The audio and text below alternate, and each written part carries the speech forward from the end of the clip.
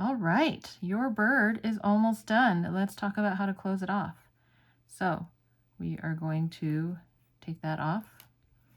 And then here we're going to pull this a little bit. We're going to cut the long part that is not in your circle, in your loop there. So it doesn't, you don't have to be too long, but don't be too short, because we're going to sort of, what's it called? Yarn. I forgot what it's called. Fasten off. So I'm going to cut this over here. I'm going to pull this through. And here's where you want to get your needle again. So let's go get the needle. I have mine still right here. Needle.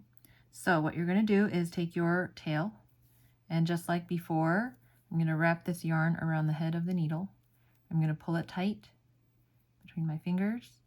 I'm going to pull the needle head out, and then I'm going to squish this yarn through the eye of the needle. And that should be pretty easy because the yarn is very small, fairly small and squishy, and the eye of the needle is pretty big. What we're going to do here is we are going to loop into, we're going to sort of sew into the front loop of our last round. So if you can see, this is the stitch from our last round. This one, 1, 2, 3, 4, 5. I know it's probably really hard to see. It's all a lot of blue, but 1, 2, I'm trying to look at the camera, 3, 4, 5. So we're just going to start right here. Here's my last stitch. This is the next stitch. Just like we used to do for the decrease, I'm going to go into this front loop. Pull that.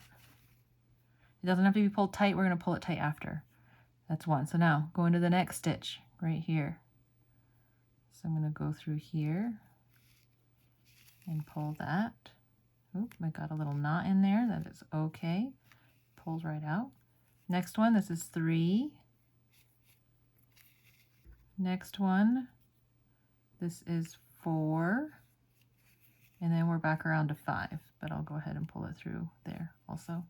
So from here, what you're going to do is you're going to pull, not too hard, just because, you know, you don't need to pull too hard, but we're basically trying to put this hole back into the bird. We're just kind of tightening this closed, see? Okay, tight. And then what I'm going to do is I'm actually going to poke my needle through this hole. Or actually, I don't need to do it through the hole. I can just do it like on the side of a stitch here. But I'm going to pull this. I'm going to actually go towards the back and just poke it through anywhere. Okay, I'm going to pull that through. See, now it's all closed off. Look, your birdie's got a bottom. All right, and then here, what I'm going to do is actually loop it through. This is almost like doing a knot. I'm going to poke it through this way and over here. So make sure you're sort of around a stitch when you put that back through. And then at that point, I'm going to cut this and stick it into the bird, the end into the bird. So sometimes I kind of wish I might have stuffed it a little bit more, but it's okay, because you know what? I can make more. If I want to make more, I can make more. I can make some super stuffed, and I can make some less stuffed. You can put beans in the bottom. That's always fun. All right, so here, I'm going to cut this pretty close. Don't accidentally cut any of your other stitches. And I got a little bit sticking out. I'm going to take the end. My scissors are really sharp because they're like little crochet scissors. I'm going to poke that in there. But you can also do that with your crochet hook. And look at that. You've got a birdie ball. In our next video, we're going to add wings, and then this little girl's going to be done. Exciting.